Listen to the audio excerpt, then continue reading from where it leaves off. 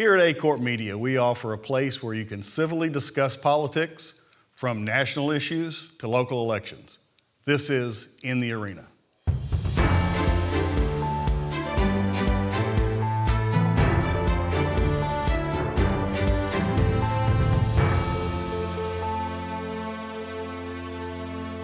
Hello and welcome back to In the Arena. Today our topic is the United States Senate and the election that's just around the corner. Along with my co-host Barry Aycock, I'm Philip Britt and welcoming you to In the Arena. We also want to welcome Trudy Bush Valentine, Democratic candidate for United States Senate, to our studios here at A-Corp. Welcome, Trudy. Thanks so much. Great to be with you, Philip. Absolutely. Great to be with you, Barry. Thanks for coming. Thank you. So we're really honored to have you join us in our studios. It's a thrill to have you here in the Boot Heel. I know you've been here a couple of times and we're glad to have you back. One of the first things that we like to do when we do interviews with our guests is get to know them a little bit. So who is Trudy Bush Valentine? Well, first of all, thanks so much for having me down here in Southeast Missouri. So glad to be with both of you. And let me tell you a little bit about myself. I'm a nurse. I'm a mother of 6. One child is a captain in the Marines. I'm a grandmother. I'm a lifelong learner. I'm a 4th-generation Missourian. And I love Missouri, and I really want to serve the people of Missouri. I came from a family that lived the American dream. My dad, along with union workers, grew Anheuser-Busch into the biggest brewery in the world. I'm so proud of my dad that he paid such good wages, such good benefits, and gave people a great retirement. I've heard those stories again and again throughout my life.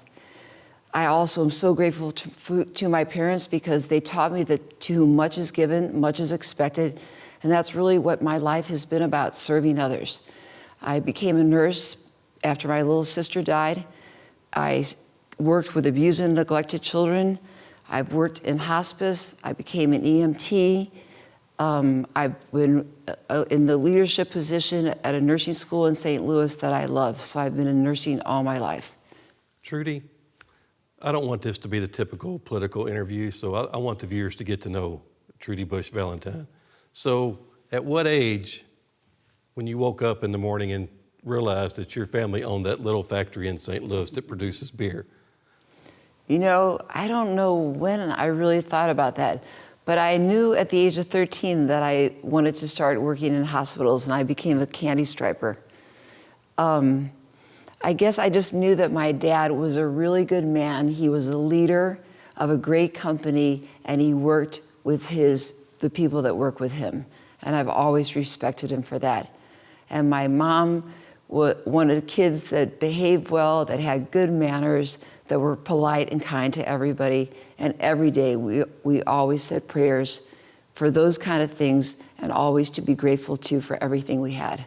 So at a very early age, you knew you wanted to be a nurse? I did. I think I was the middle kid in the family of 7. I think I was always helping my parents, the older kids, and babysitting the younger kids in the family. Well, Philip wanted to be shortstop for the St. Louis Cardinals, so that didn't quite work out at an early age for him. Yeah, but I did, that's true. That's a great thing to dream of, yeah. So our show's called In the Arena for a reason. There's a famous quote from Teddy Roosevelt that basically says it's not the person that sits on the sidelines and just throws criticism that really matters. It's the person who puts themselves out there, who puts themselves, what he says, in the arena. We're talking about the political arena. Willing to sacrifice for that. You've never done that before. You're brand new to the political arena itself. What made you decide that the United States Senate was the run you wanted to make? You know, first of all, I love that quote of Teddy Roosevelt, who I think was such a great president. But because our politics are so broken, and we had an insurrection of our government on January 6th, and all I saw was more division and vitriol in politics. And that division went down to families, to neighbors, to friends not even being able to talk anymore. And I just didn't want to sit on the sidelines anymore. I felt that my life has been about service, and this was one last time that I could serve in a bigger way and help more people. So also, one other thing about that, why you've not been involved in politics. People don't really know a lot about your history. You don't have a track record, so to speak. So why should Missourians trust you to be their state U.S. Senator? Because I'm a nurse. And nursing is more than a job. It's really a way of life. You have a profound commitment to help others, to serve others with competence and with dignity and respect. And I think that same kind of service as a nurse is what we need in government. What kind of decision-making went into your decision to run for U.S. Senate as far as you kind of got in the primary late? Were you thinking about it for a couple months before you got in the race, or what decision, what made you get over the top and say, I'm running? You know, I think it was just seeing where we were and seeing how divided we were and seeing that our government was trying to be ousted, that we were not paying attention to our Constitution, to the rules of law, that we had a president that didn't give a peaceful transfer of power the way he should have, because it was a fair and secure election, and Donald Trump's own Justice Department said that. I all of a sudden felt I can do something more. I have one more time. I think it was because of the hardships that I've been through, the heartaches that I've been through. I know how so many of us have been through losses, but losses change us. And I think they change us in a way that we become more compassionate, more understanding, more loving, and wanting to give back more. And that's really what those losses have done to me. They've wanted me to give back. Well, Trudy, before we get into the issues that are important to this race, I've got a kind of a personal question of my own. On Twitter, your opponent is always calling you the billionaire heiress. So Donald Trump's a billionaire heir. He loves him, but for some reason he doesn't like you. Is it because you have a successful family? Is it because you're female? What's wrong with having a successful family? Right. Are you supposed to be ashamed of that? Exactly. It's because he's my opponent and he'll do anything he can so he can win. But look, I didn't pick the family I was born into. He didn't pick the family he was born into. All of those. Dad had a great job at Anheuser-Busch. He worked at Eric Schmidt worked at Grant's Farm and he loved it. I just knew that I had to be somebody on my own, that I had to have my own credibility, that I was grateful for everything that I was born into, but I needed to make a life of my own and be able to take care of myself. And I chose nursing to be able to do all those things. You've said a couple of times, you know, you're proud of being a nurse, and I respect that. That's a profession that's challenging even in the best of times, and the last couple of years have been really challenging, more challenging for nurses. But you also mentioned something. You mentioned a lot of loss you've had in your life and how that's affected you. Tell us a little bit about that. Yes, I think the loss that I've had in my life and the heartbreak that I've had in my life has really made me the person that I am. And I think a lot of people can look at their own losses and see what that's made them. But my losses have wanted me to be able to give back. And when my little sister was 8 years old, I was 17. She was in a tragic car accident, critically injured. I sat by her bedside for 11 days, and I saw the profound impact nurses could have on people. They took care of my little sister and our family with so much compassion and competence, and that really had an effect on my life and was one of the reasons that I became a nurse, although I always knew I wanted to be a nurse. And then my husband died when he was 49 and I was 45. And my husband was everything in the world to me, and our children were our world. Our youngest was 6 and our oldest was 18. So I was left as a single mom raising a family of 6. And that was hard. I tried everything I could to be the mother and the father and to be good at it. And I'm so glad that we had such good friends that really helped. And 2 years ago, I lost my son, Matt, to an overdose because of opioids. And he had been sober for 499 days and had a surgery and took an overdose. And that has been a tragic loss for me and for his brothers and sisters. But I know this opioid epidemic is all over Missouri, and people are suffering those same kind of losses. And I feel that we have to stop the shame and stigma of addiction and of mental health illnesses, because nobody feels worse about it than the people that are in these things. And I think we have to start talking early on to our family and our children when they're young, especially if we have a history of depression or anxiety or any kind of mental health issues or addiction issues in our families, that means it's so much more likely that kids can have these same issues. Let's talk to them about it early so they find a way out instead of getting into things that hurt them so much. Well, you know, and I love what you've said about that. I hate that those things have happened to you, but it's time to treat substance use disorder and mental health as real public health issues, as opposed to the way we've treated them in the past, ostracizing people and treating them poorly. So I would expect that you would be a champion for that, given the opportunity. So.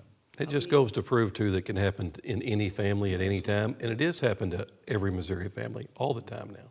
Yeah, no family has been insulated from a substance use disorder or mental health issues at all. But we have to stop it because we're losing too many people, and it's happening more and more. It's an alarming rate. But let's get into the issues of this U.S. Senate campaign. That's a big one. I'm on Twitter all the time. There's 100 senators in the U.S. Senate. They've all got their opinions. Can they really make a difference? I know Marcia Blackburn in Tennessee, she's got this big plan to cure inflation if we just give her a chance. Well, she's had a chance for a long time. So can a U.S. senator really make a difference in the lives of Missouri citizens? Because so many senators try to nationalize their office now. It looks like there's 100 people wanting to be president of the United States. So what are the issues that you believe are near and dear to the working families of the state of Missouri right now? So first of all, I'm not in this for ego, power, or money. I can't be bought. I will be serving the people of Missouri and keeping our democracy strong. I think that's what politicians are supposed to do. They're not supposed to be in the pockets of big business or anybody else. They're there to serve. I think for sure inflation is a big issue, and we need to do everything we can to bring down costs of basic necessities. 2 out of 3 families are living paycheck to paycheck.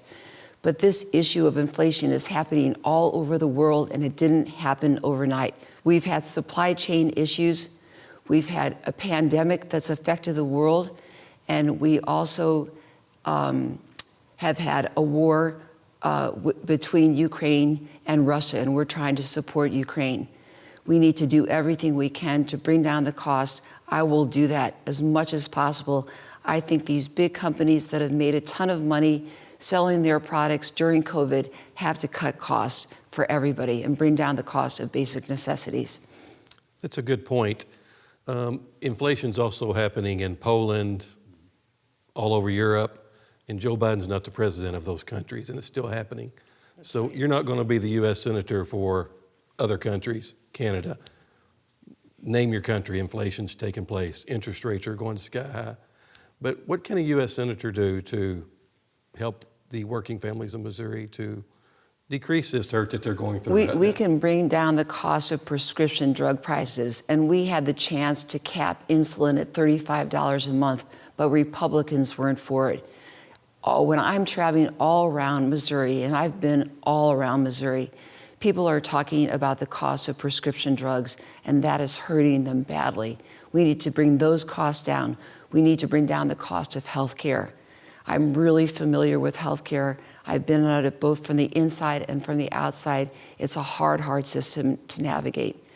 But also, we have to know that the Fed is working on this issue of inflation. There are smart economists out there that are doing everything they can to bring down inflation rates and to get the cost of basic necessities to be affordable for everyone. Trudy, another good point. 75% of Missourians are low-informed voters. $35 for insulin. That's just another socialist program that you're giving to the voters of Missouri. How do you answer that? I mean, how can you help them from themselves? Look, when 2 out of 3 families are living paycheck to paycheck, to me, bringing down the cost of insulin that 30 million people need is not a big deal at all. It should be capped at $35 a month.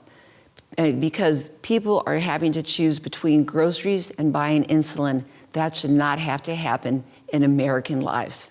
So you mentioned, you've said several times you have some grave concerns about our nation, our democracy, where we're at right now. So tell us, what do you think about the future of our country and our democracy? You know, if we have now taken a right back that women have had for 50 years, and we are not for the freedom for women to choose the health care that they need, and that includes abortion and birth control, and Schmidt mandated a ban even in the cases of rape and incest. If we take away freedoms like that, then more freedom will be taken away. And that's what I'm worried about. I'm worried about our democracy.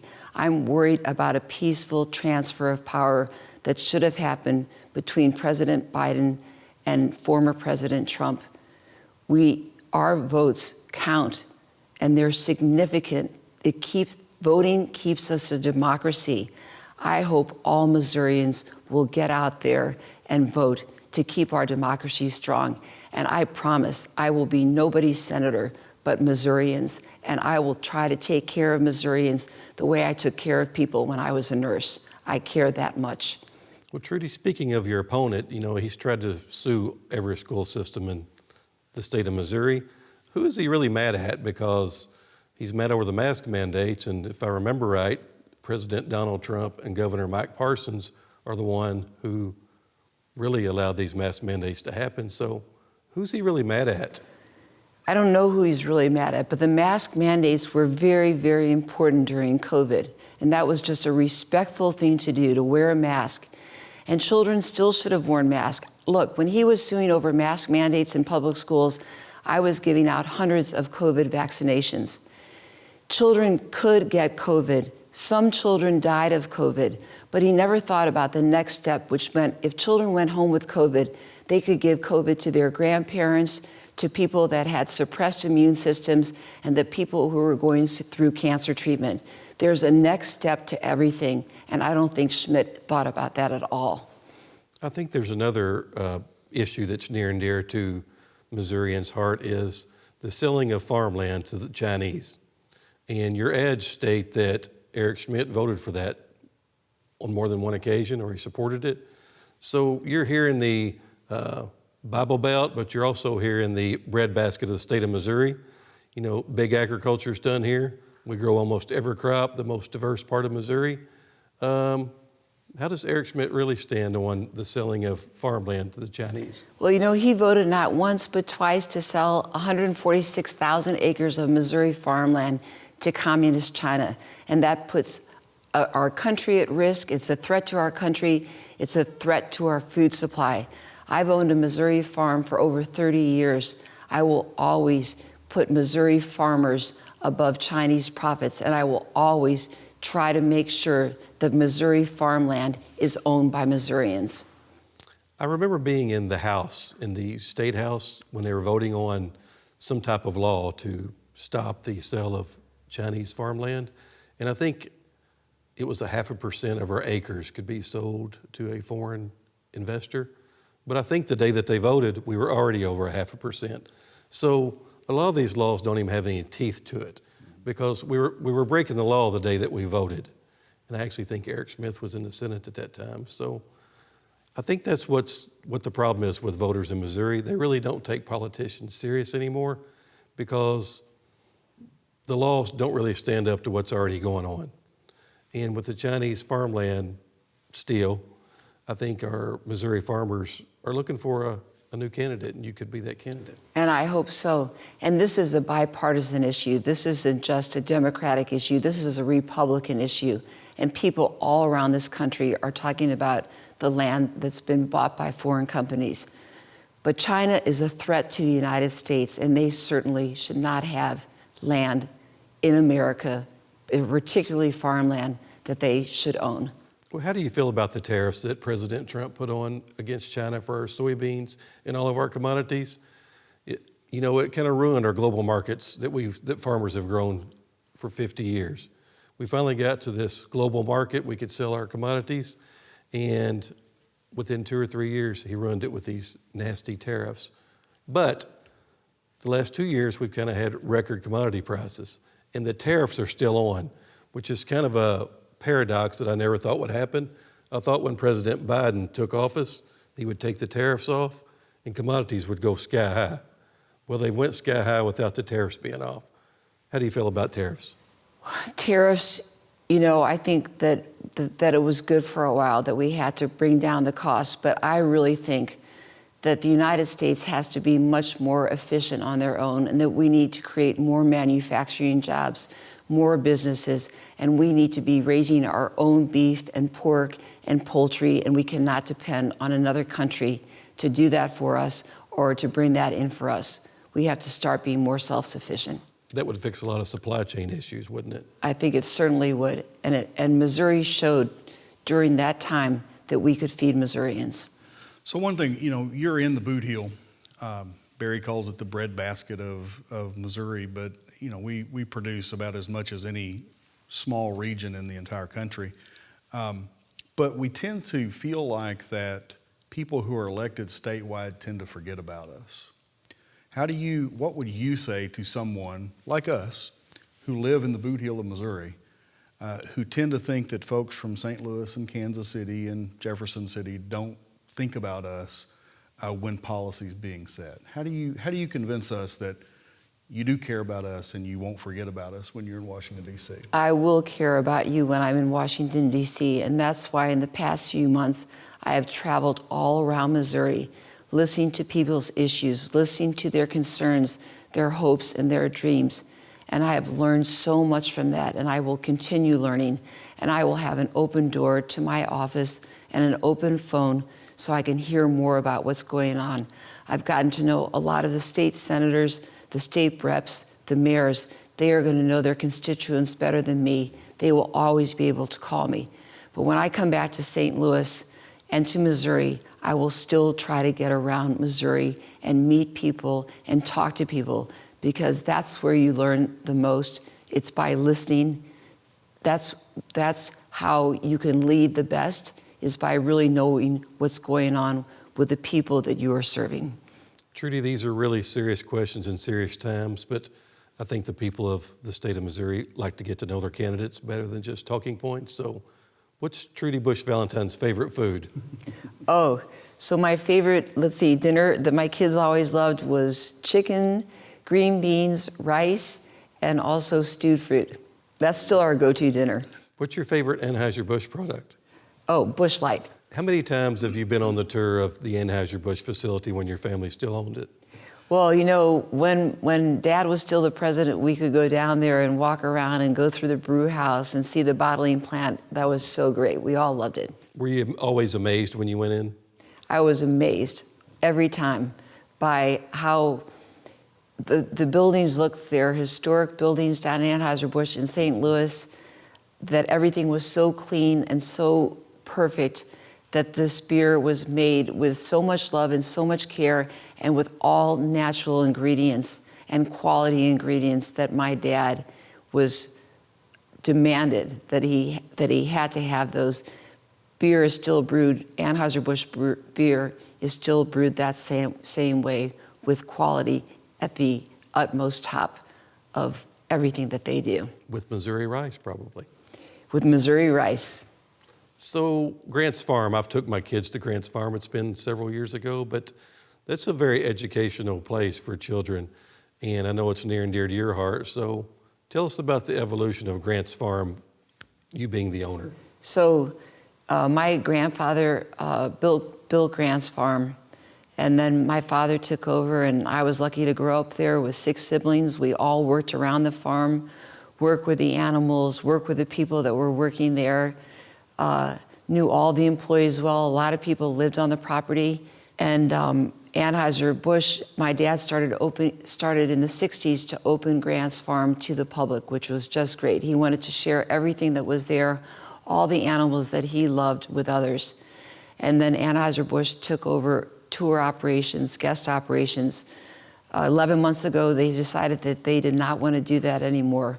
So 5 of us who have stayed with Grant's Farm have taken over those operations. And we want to teach more about food and where food comes from.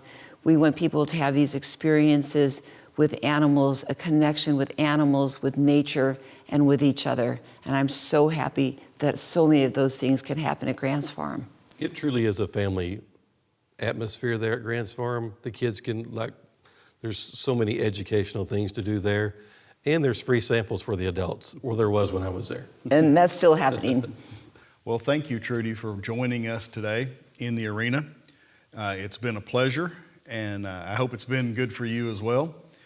That's all the questions I have. I think Barry's maybe exhausted his questions as well, but we're going to give you the last word. So look right at that camera and tell the folks anything you want to tell them. So thanks so much, Phil, and thanks so much, Barry. It's been great to be with you. I'm so glad I'm down here in the Boot Hill in southeast Missouri.